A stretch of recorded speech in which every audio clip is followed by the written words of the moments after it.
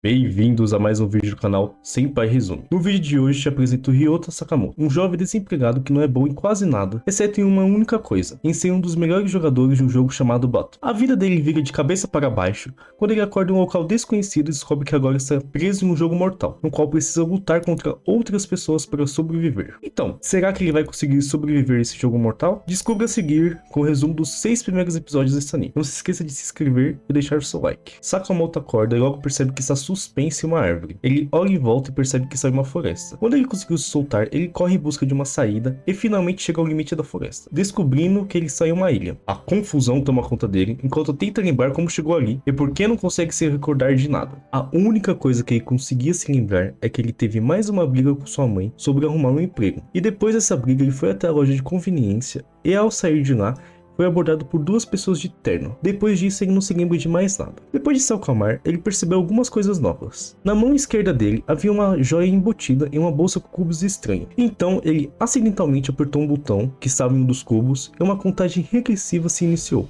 Prevendo que poderia ser alguma coisa negativa, ele jogou para longe e logo em seguida ocorreu uma explosão. Então descobriu que na verdade o cubo era uma espécie de granada. Mais tarde naquele dia, o protagonista viu uma pessoa e tentou pedir ajuda para ele, quando de repente esse estranho começou a jogar um monte de bombas nele. Após algumas tentativas de se esconder, o protagonista descobriu que a joia era uma espécie de radar, ou seja, era inútil se esconder. Depois de mais alguns confrontos, Sakamoto conseguiu enganar o inimigo e matou ele. Depois de fazer isso, ele pegou a mochila que tinha as bombas do inimigo e alguns outros itens que estavam com ele. No dia seguinte, Sakamoto acorda e vê uma garota bonita que sai encharcada e bebendo uma garrafa d'água. Quando ele atravessa o riacho, a garota fica assustada e começa a recuar. Essa garota se chama Himiko. Ela é a segunda personagem principal desse anime. Basicamente, o segundo episódio conta a história dela. Em um flashback, é revelado que a personagem já conhecia o protagonista, mas apenas virtualmente, através do jogo Button. Após uma breve conversa, eles se tornaram amigos virtuais no jogo. Mais tarde naquele dia, ela se encontrou com seu amigo Miho e passou o dia inteiro com ela. As duas aproveitaram juntas, fazendo diversas atividades divertidas. Corta a cena e mostra quando ela desperta na ilha. Cercada por vários homens desconhecidos, um deles se aproxima amigavelmente e propõe uma aliança para sobreviverem juntos. Porém, a convivência não dura por muito tempo, já que o homem de bandana acaba assassinando um dos companheiros. Com medo e desconfiança, ela e outro homem decidem fugir.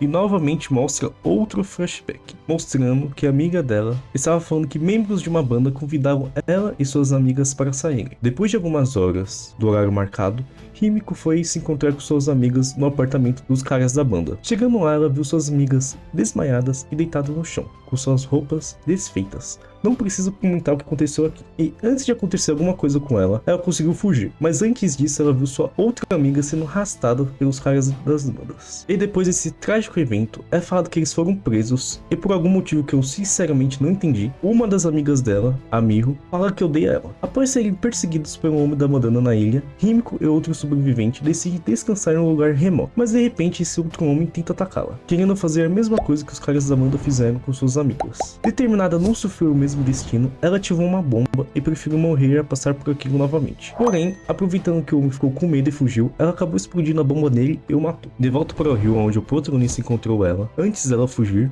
Himiko estava se lavando e afirmou para si mesmo que todos os homens são seus inimigos. O protagonista tenta falar para a garota esperar, mas ela sai correndo para a floresta. Enquanto procurava pela garota, usando o radar que mostrava a localização, acidentalmente o protagonista acabou encontrando Taira, um homem de meia idade que estava fazendo suas necessidades no mato. Após uma rápida conversa, o protagonista viu que esse homem não era um perigo imediato para ele, então ele pediu para o Taira explicar o que estava acontecendo aqui. Resumindo, um grupo de homens fortemente armados sequestraram eles e levaram de avião até uma ilha perto do Pacífico. Um homem estranho apareceu na TV e começou a explicar como funcionava esse jogo. Basicamente era um Battle Royale que sairia da ilha apenas aqueles que reunissem 8 daquela joia estranha. No meio de uma multidão de pessoas, o protagonista foi o único a se manifestar reclamando com o suposto autor do jogo. E o Taira falou que o prota conhecia aquele estranho homem, mas após ser feito aquilo, os soldados o mobilizaram e doparam ele, sendo essa a provável causa de sua perda de memória. E depois disso jogaram ele de avião com um paraquedas, com ele apagado. Depois de escutar o que aconteceu, o protagonista agora acreditava que os criadores do jogo Bottom estavam por trás desse evento. De repente eles escutaram um barulho de avião e viram que caixas com paraquedas foram jogadas. Os dois juntos decidiram verificar. Eles esperavam que fossem mantimentos, como comida, água ou algo do tipo. Quando eles chegaram no local local caiu. Antes que Ryota pudesse chegar à caixa, ele viu uma jovem recuperando a caixa. De repente, uma mina explode embaixo dela. Um homem se aproximou e saqueou os mantimentos. Enquanto isso, em algum outro lugar, mostra o homem da bandana indo atrás de outra caixa. Por um breve momento, o protagonista ficou em choque,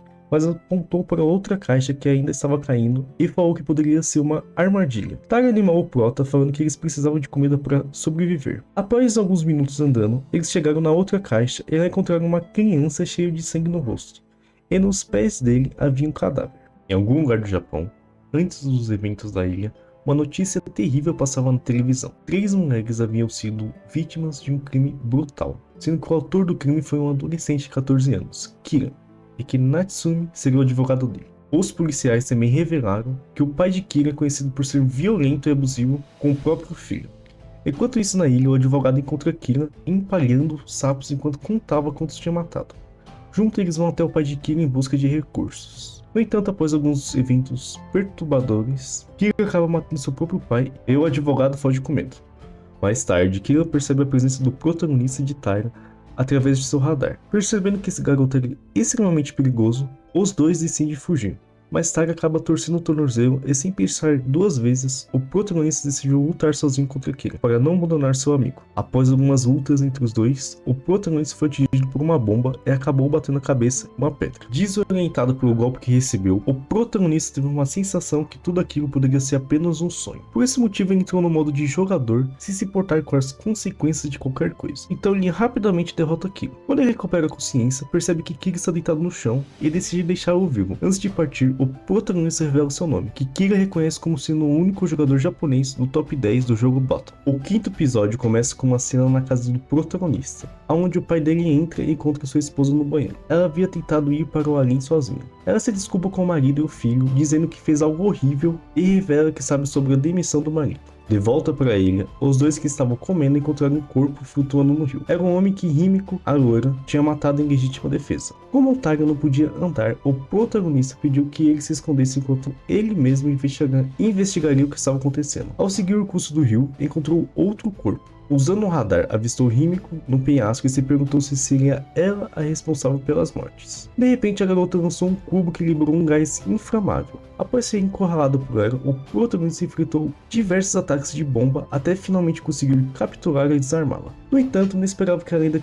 tivesse uma bomba escondida e que ativaria na tentativa de levar seu inimigo consigo para a morte. Felizmente, o protagonista conseguiu desarmar o explosivo a tempo. Mais tarde naquele dia, os 3 estão juntos e Tyra ofereceu café para Himiko. Após algumas conversas, ela revelou uma novidade para eles, que eles não estavam ali por acaso, mas sim porque pessoas que eles conheciam escreveram eles para esse evento. Um pequeno flashback mostra que as amigas dela que a mandaram para esse lugar. Além disso, é revelado que a mãe do protagonista também o escreveu para esse evento. De repente, o protagonista ouviu um barulho vindo dos arbustos. Ele pensava que poderia ser inimigos e ativou o radar, mas nada foi encontrado. Quando Tyra ilumina com sua lanterna, eles descobrem um grupo de dragões de Komodo se aproximando deles. Enquanto Tyra atravessava o rio com a Himiko, o protagonista voltou para pegar as outras bombas. Ao tentar utilizar uma delas, percebeu que não estava funcionando, então descobriu que só pode utilizar suas próprias bombas ou a dos inimigos que ele matou. Enquanto isso, Tyra foi atacado por uma mordida em sua perna, e em um momento de sorte, o protagonista conseguiu encontrar uma de suas bombas e usá-la para afastar a ameaça iminente. Então os 3 continuaram seguindo o rio, com Tyra caindo nas malas e o protagonista levando a Himiko inconsciente. Infelizmente, para o azar deles, os animais selvagens continuavam a persegui-los. Enquanto caminhavam, Tyra confessou estar com medo e admitiu que era um monstro no trabalho, mesmo sendo gentil com sua família. Ele se aproveitava de brechas para favorecer a sua empresa, enquanto prejudicava outras pessoas. E agora achava que tudo o que estava acontecendo era o karma em ação. Ao ouvir os animais se aproximando, Tyra gritou e saiu correndo. Por um breve momento, o protagonista pensou que havia sido abandonado, mas quando ele foi cercado pelos dragões de Komodo, Tyra voltou e conseguiu espantar eles. Depois de eles terem conseguido sair da floresta, eles encontraram um prédio velho no topo da colina. Chegando no prédio, eles tentaram subir com a garota desmaiada, mas acabaram caindo e nesse exato instante os dragões de Komodo chegaram.